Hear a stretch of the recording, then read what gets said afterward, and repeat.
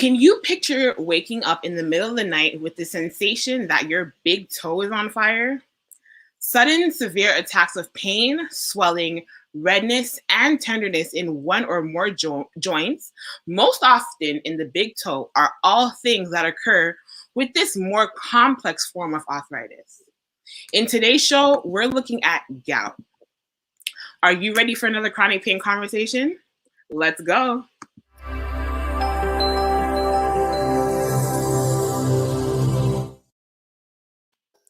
Hello and welcome to Chronic Pain Conversations. My name is Sharifa McLaren Thomas, and this is, of course, my lovely co-host, Kalila Bourgeois. This is a show where we have open and honest dialogue about chronic pain. We share on our experiences, acknowledge the wide variety of chronic pain diagnosis, and look at ways to manage chronic pain. So, of course, Kalila, it's that time again. Pain or pleasure?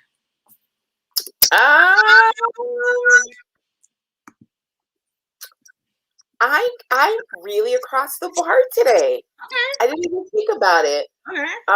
I was in pain. If you guys saw my post yesterday, I've been in pain for the last few days, 7, 8. And today, I haven't really started moving too much. I've got a little pain in my hips, but pleasure. Okay. Pleasure. I'm online with Sharifa, and I was worried about her, and she's okay. So pleasure. Okay. That's all good. Today I am pretty much all pleasure as well. It's been a rough last 24 hours. We're pleasure though. In spite of everything, we are all pleasure. So I feel like that's who we are though. I really feel like you just kick all the pain to the side unless you really just can't kick it, and we just keep it pushing. But other than that, I think we're okay with just keep on going in spite of. I think that's what we do when it comes to the show is that we will be showing like we've been in pain on the show, we've been in pleasure on the show. But I think that when we do this pain and pleasure thing, it's just to show people keep moving, keep going. So, absolutely. Are you ready, Mama? I'm ready. Are you ready? I am so ready. Okay. Do we have causes? Talk to us. What's going on? So today we're talking about gout. Okay, so let me tell you a little bit of gout so we get a little bit of understanding, okay? Okay. Gout is produced by uric acid, which is the end product of a normal metabolism. So everybody carries uric acid. Okay. Normally, uric acid dissolves in your blood and passes through your kidneys, through your urine. So that, gets passed out. Every time it's consumed through like food mainly and stuff like that, it gets passed out. But sometimes someone's body can produce too much uric acid, and then your kidneys may not excrete all that it should, and so that will cause a buildup. Does that make sense? Yeah, but we're talking about your kidney, and then we're talking about your foot. Like, one's up here, one's down there. And as soon as you said like all that stuff, I was like, yes, I wake up with that all the time.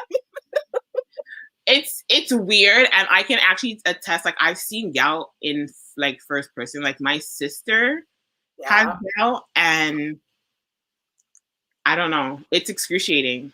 You can't walk on your feet. They're swollen. Her worst one was her coming from vacation. Wow. So on the plane, going through this episode of gout. That's not okay. That's not okay. Absolutely not. Wow. Okay. So what are we going into next? So talk to me about your first thought. So, according to research done by WebMD, which is a really good resource for people that want to be educated, that has become the most common issue in the United States in the past 2 decades. Like crazy. And it's in part of the nation's obesity crisis, because we do know, unfortunately, the U.S. does have that, and a greater frequency of high blood pressure.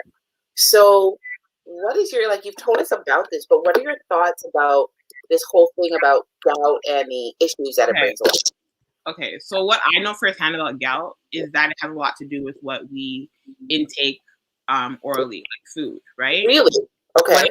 When I hear about obesity, I think people are not always eating healthy. right? I think about fatty food, and one of the things that I had seen was that red meat can be a cause of it. Alcoholic beverages can also be a factor as to how it, starts up.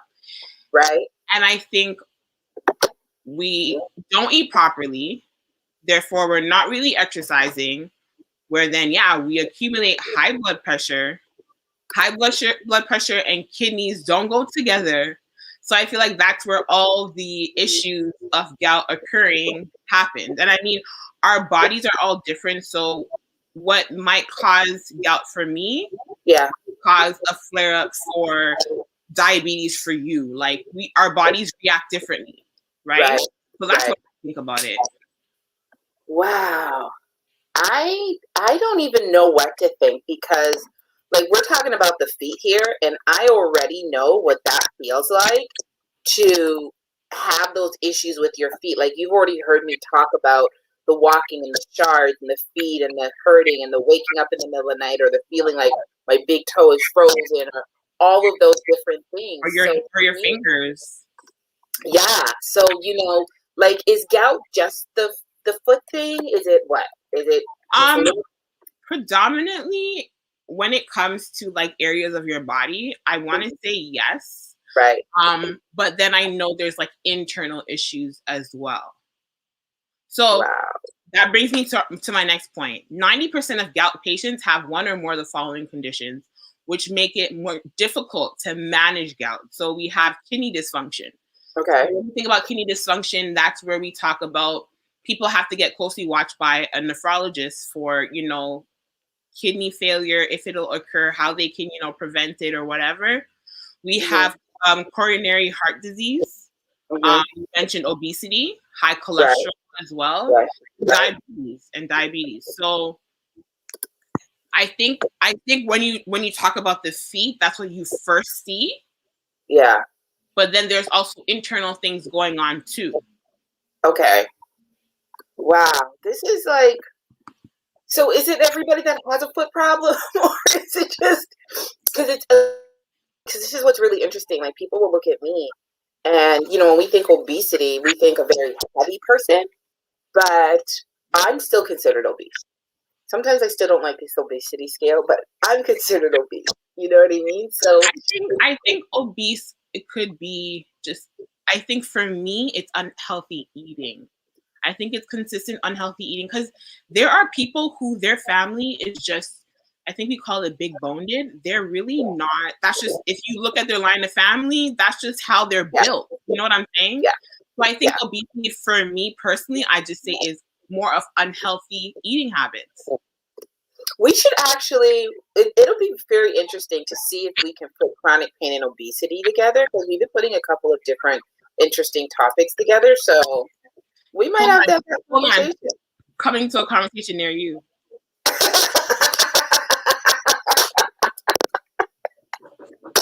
Oh my gosh, I can't. Okay, so let's go into a couple of symptoms. Can we do that? Yeah, for sure.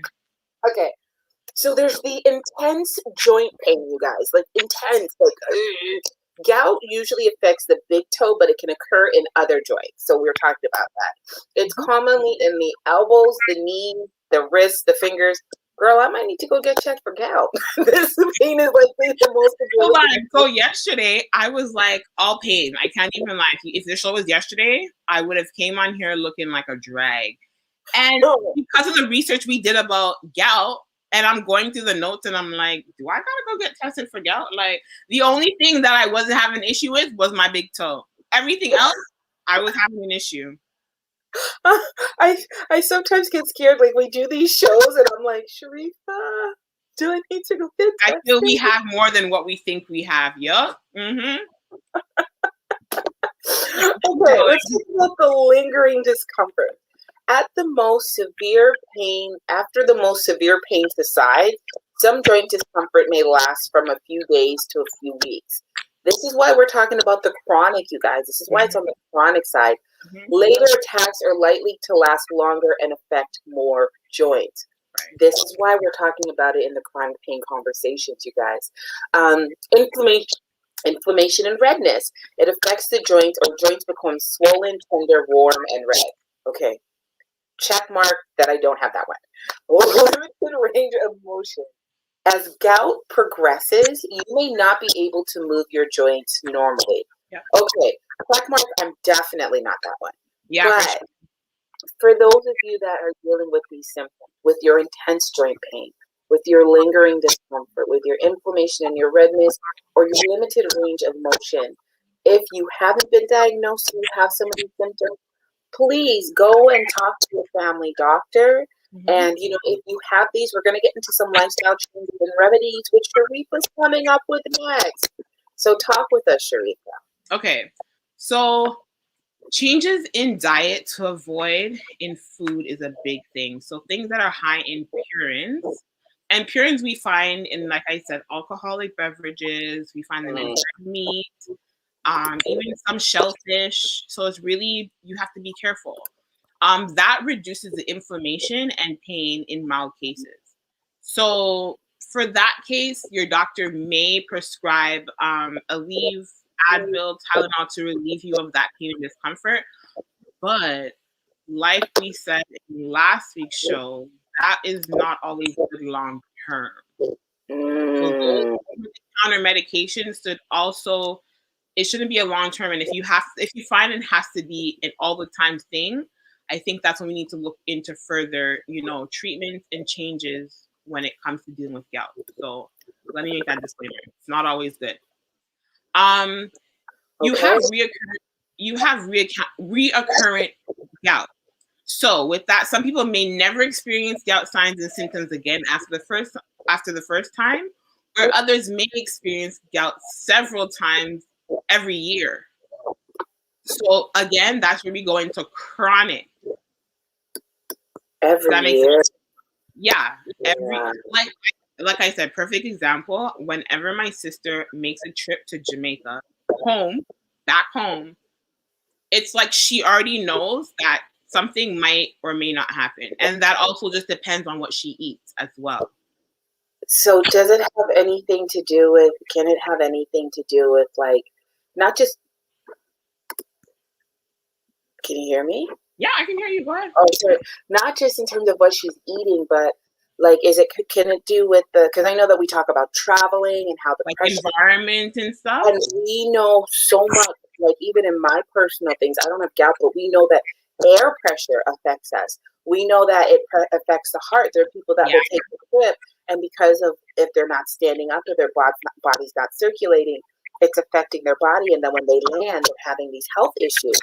Can that be setting her off as well? Like, for her, to be honest with you, it's still very early. She's still learning about different things. Mind you, since her last one, she hasn't been back to Jamaica to really even know. But I think for her personally, I think she's realizing maybe it's things that she's been eating the last few times that she has been going there, and so that's a contribution. You can't get mad. Jamaican food's good. Like you don't tell me not to eat the oxtail or the jerk chicken or like. I'm saying and oxtail is considered red meat, so. Oh, tell your sister to send her all the love. We really, really do. Definitely. What are some things? If it's 1 second, reoccurring gout, if it's left untreated, gout can cause erosion and destruction of a joint. That is interesting. Explain. Go into further for that. Explain. Okay, so erosion, we know, like let's think about like a wood, like it's eroding, or back home when you see a house and the metal's eroding or whatever the case is, like the joint would be dying out. So let's say the finger joint. Let's use a finger joint as an example. Over time, there won't be a joint there. Whoa. Okay, so hold on. So is it because of the inflammation? Is it because of like some of these symptoms that we're looking at? I think it's all of that, but if it's untreated. So if you don't do anything to treat it, that means going to see your doctor. Like we always been saying, go see a doctor. If you just nonchalant about it and sit at home like nothing's going on, and we're gonna make the day pass by. Over time, days turn into weeks, weeks turn into months, months turn into years, and then soon enough, by the time we're really ready to go and handle our business, there's no business to handle. And this is why we are always advocating, and I always get mad at people when I say, please, from the bottom of my heart, go get your annual checkups. Go and take care of your health. If you do not take care of your health, you have no life.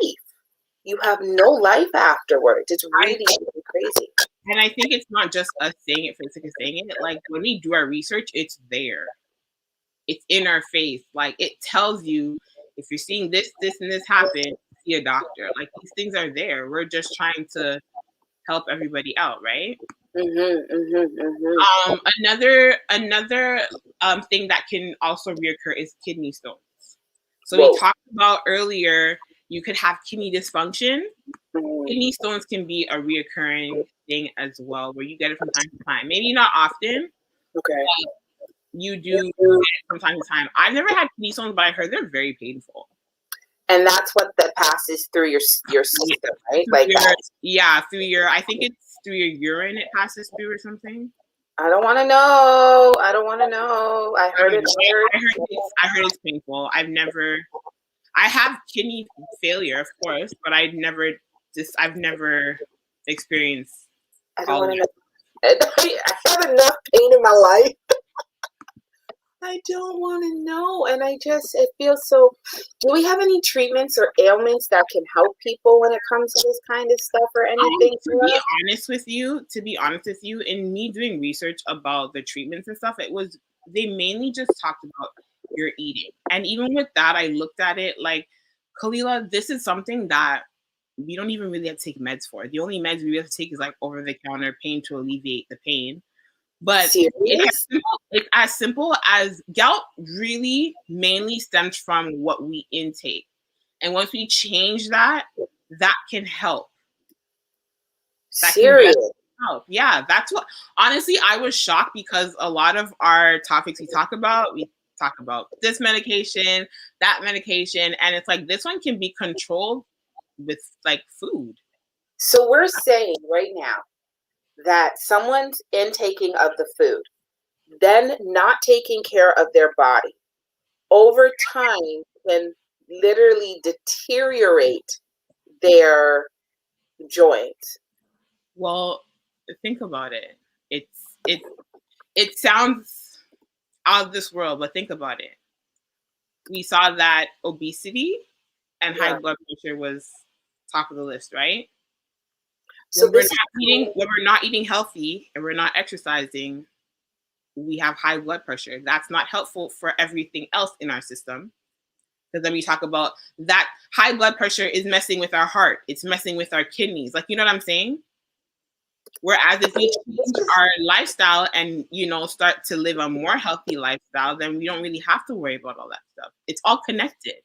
So this is the first, you're right. This is the first time that we are having a conversation about something that I think we were talking about Lyme disease a few weeks ago and how that goes untreated. But now we're talking about gout, and it's just, you never think about this. Like, people you don't understand this, but you are unintentionally but consciously deteriorating your health. And it's really, really affecting you. This is a little difficult. This is a little difficult to take in or to understand. Because when we think about chronic pain, it's normally something's happened to your body, or it's the body's gone through trauma. Obesity is trauma to your body because our bodies aren't supposed to be like, we're pulling on our skin, we're eroding our cells, we're dealing so much on our body that this is now making sense. This is if you think about, we talked about trauma, obesity being trauma, and why people sometimes overeat is because of things they've been through, and that's how they handle it too. Overeating. Right. Wow. So it's all connected. It's a very simple topic, and it looks simple, but it can be very chronic long term. Well, yeah, we're talking about the fact that your bones can be deteriorated. That was the most interesting part that I found. Now, but here's the thing about it. Okay, so we're coming back to, you went into your, did you know about 90% of the patients, it's kidney dysfunction, coronary heart disease, obesity, the high cholesterol, right? Like, these are all things that are all still health related. And then your kidney just can't function properly because of these health things. Right. Wow. Well, high cholesterol, it comes from not really eating properly. So it's all connected. So this is actually a chronic pain that can really be self-contained and reversed. Well, obviously, I won't say reversed. It depends on controlled. Control. That's a better, maintain, control, manage. If you chose to make a change. Now, here's an interesting question, and I don't know if you've done this research, but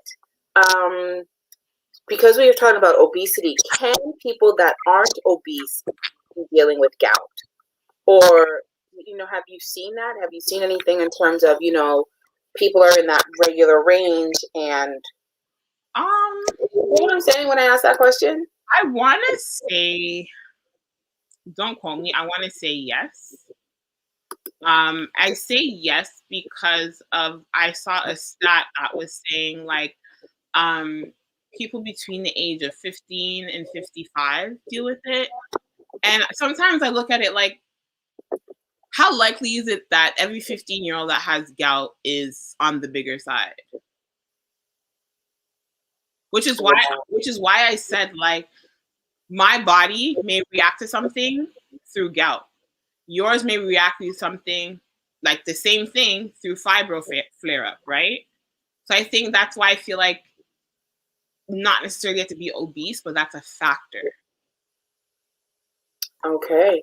It was really funny because I was doing some research and I came across something that said the youngest gout patient, at least for Dr. Cho, is a 17-year-old. He started getting retractory feet and ankle pain, but did not see the doctor for gout initially, as gout is not usually thought of at that age. So it doesn't really matter what age you go. It doesn't really matter your size. It doesn't really matter your age.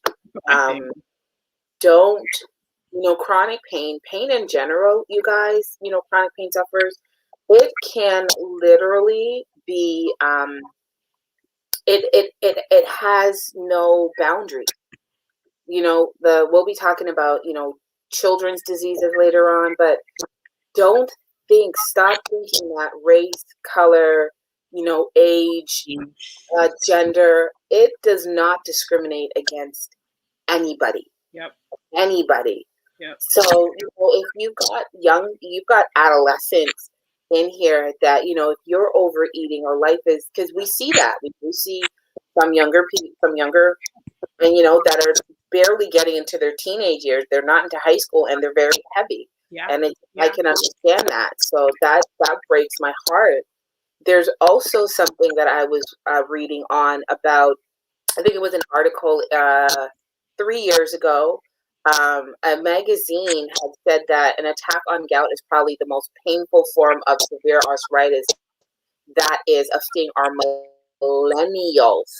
So we're talking 20 years old and 30-year-olds, because they are like, let's look at the COVID pandemic.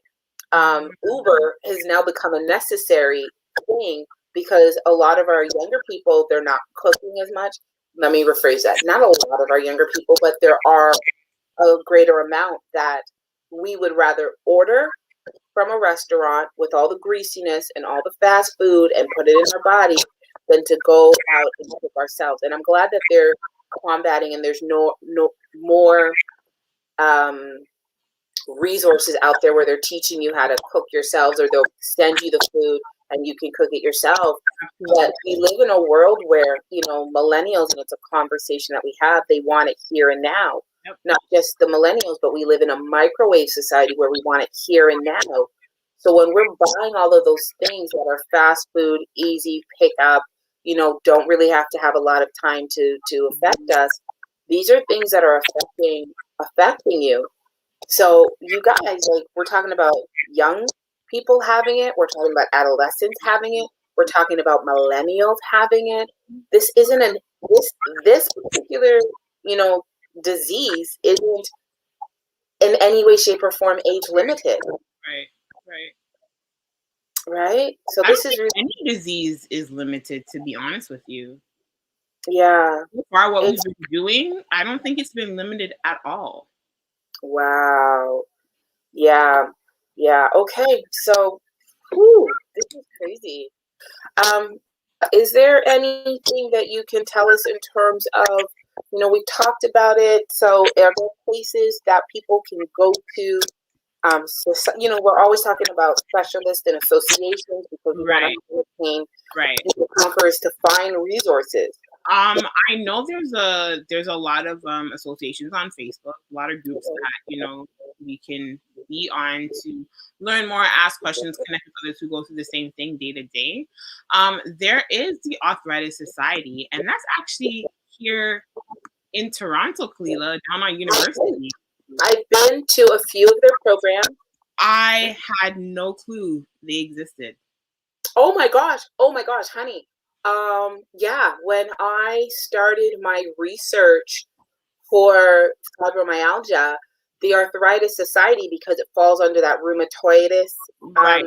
condition, they give off so many programs, and I really want to give a shout out. Can I do that for a moment? Like the Arthritis Society, we're not only just tagging them in this, but they do really good work in terms of informing people of what's going on. And I've been to their 1-day, 2-day courses, but now what I've noticed is they're doing a lot of it on Zoom. But I truly, I can say that they have supported me on a few topics to learn about my sleeping disorder, how to deal with my chronic pain and my inflammation. So I can tell you guys that they are a really, really great resource. And you know what, Arthritis Society, if you want to connect with us, we always welcome it. We don't mind being a representative. But I give you because you have been doing some really, really good work. And for our chronic pain sufferers, please go out there and see what it is that they have. You have to be your own voice. You have to be your own resource. And we're telling you, the Arthritis Society has things for you. Call them. They'll help you if you're trying to figure it out. Or their website is very easy to maneuver when you're looking at different calendar events or what topics you're looking into. So I actually want to add one thing to that. They do a really great job in even giving you tools and techniques to help you advocate for yourself. And that's one thing that I absolutely love. Like, we are all about that on this show, and I feel like they just solidify what we always say. Yeah. There are other places. I know that there are on Facebook, Sharifa, there is a group called New Life Outlook. They have a group for fibro, but they also have a group for gout. So I really want to say, you can check them out. There's a couple of Facebook pages. It's not a conversation that's out there, but there are Gout Support Groups of America. There are gout sufferers. So there's a lot of people out there. There are a few groups out there that if you want to, go and look out and see what's out there. And the Arthritis, not just the Arthritis Society of Canada, but even if you're in America or anywhere else, there is information. Go to your community resources, do some research. Absolutely. Mm-hmm.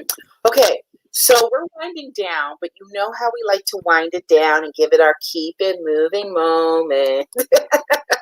So let's go into that. Are you okay with that, my love? I'm so okay with that. So there is a we have our keep it moving moment, and I was really trying to get this last name. I hope I don't mess it up, but I'll tell you the first part of it is our most beautiful dreams are born from our most unpleasant nightmares. I'm going to repeat that. Our most beautiful dreams are born from our most unpleasant nightmares. And okay, the name is Matshana Delwayo. I hope I said that correctly.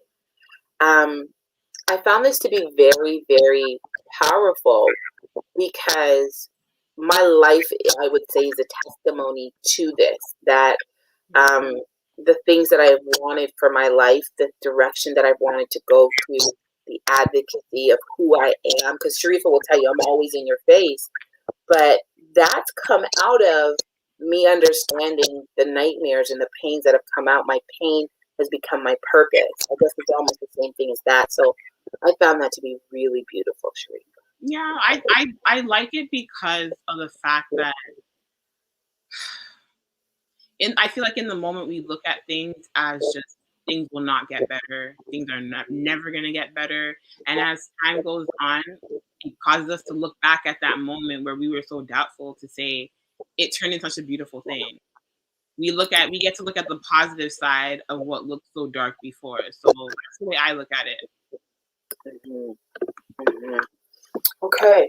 Well, talk to us about, we're just going to close up right now, my love. So tell me, what are your final thoughts? Today was actually, I feel like it's been a while, but today was more conversation. Today was just sit down at the table. I feel like we should have had our coffee cups and been like, girl, yeah. What are your final thoughts about this topic? It was a very interesting topic. I think the most interesting part for me, like I've always gonna say, is this can cause your joints to erode. Like when I picture it, it doesn't sound or look good in a human body. But I feel like it all just goes back that nobody ever wants to know that that's what's going on. And so it just goes right back to us saying to just simply take care of yourself. This is something so simple that can be controlled or maintained through healthy eating habits. Yeah. Nothing beats that, right? Yeah. And guess what? It's inexpensive. What do you mean? I mean, better than going to get medications all the time, being cooped up in doctor's appointments. We go grocery shopping all the time, so all we have to do is substitute something unhealthy for something healthy. Oh, don't tell me that. I love my gummy. No, I'm checking. I think my final thought on this topic is, I know that we talked about obesity and we know we talked about getting assistance from the Arthritis Society, but I kind of want to go into that obesity side in terms of, the eating. We have to watch what we eat, you guys. It's not, and we're talking to somebody, like, you guys don't know this, and I put a picture up a little while ago, but I was 307 and now I've lost about 50, 60 pounds. I'm not finished. I still need to lose more. But when I say to you what it means to have extra fat put onto your body, it slows you down. And we've talked about nutritionists, we've talked about healthy eating, we've talked about exercise, we talk about it all the time.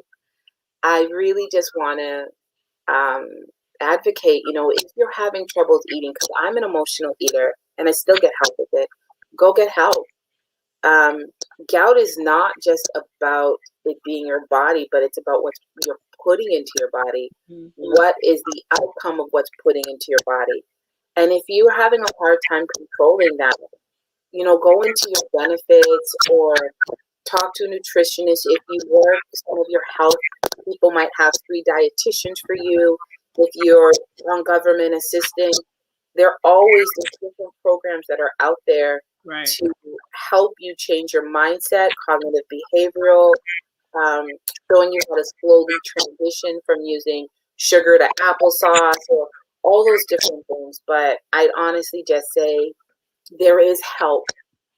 If part of your issue is the fact that it's eating and you're putting the wrong things into your body, there are people, places, and resources that will help you with this combat. Yep. Because it's a big thing. This was a good show for me, Sharifa. Yeah. She was just like, yeah.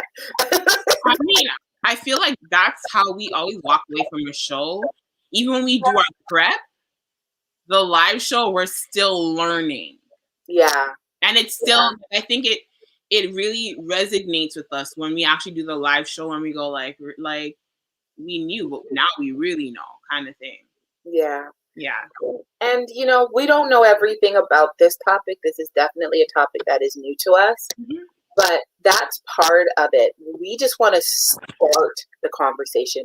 We just want to bring the conversation to the table and give our chronic pain conquerors or any of our audience members the power to go and investigate more. Yep. That's what we're really about, you know. For sure. We're not going to sit here and say that we're the doctors. We're not. We do share some of our personal experiences that we go through some of this, bring the conversation to the table and make these topics really aware. So, yeah. Okay, well, Sharifa, this was good for me. I really enjoyed this show. And, you know, you guys, as you know, we like to close it off by saying to you, you know, my name is Kalila Bruswell. They call me the Overcomer. And I'm Sharifa McLaren Thomas from YouTube The Thomas Life. Be sure to follow us on Facebook, YouTube, and Instagram, of course. So if you haven't hit it, guys. If you're a chronic pain sufferer who deals with either juvenile arthritis or dermatitis, muscular dystrophy, or even restless legs, we would love for you to share your story, and we invite you to be our guest. So visit the bio link on any of our social media platforms to fill out our guest forms. Awesome. And we have amazing conversations lined up for the month of June, you guys.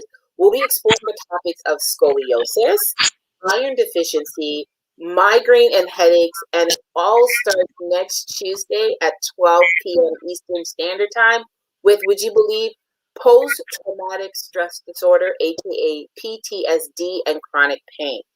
So, thanks for joining us for another episode of Chronic Pain Conversations. Have a blessed day, and remember, Chronic Pain Conversation is a show that enlightens and advocates about chronic pain. Take care.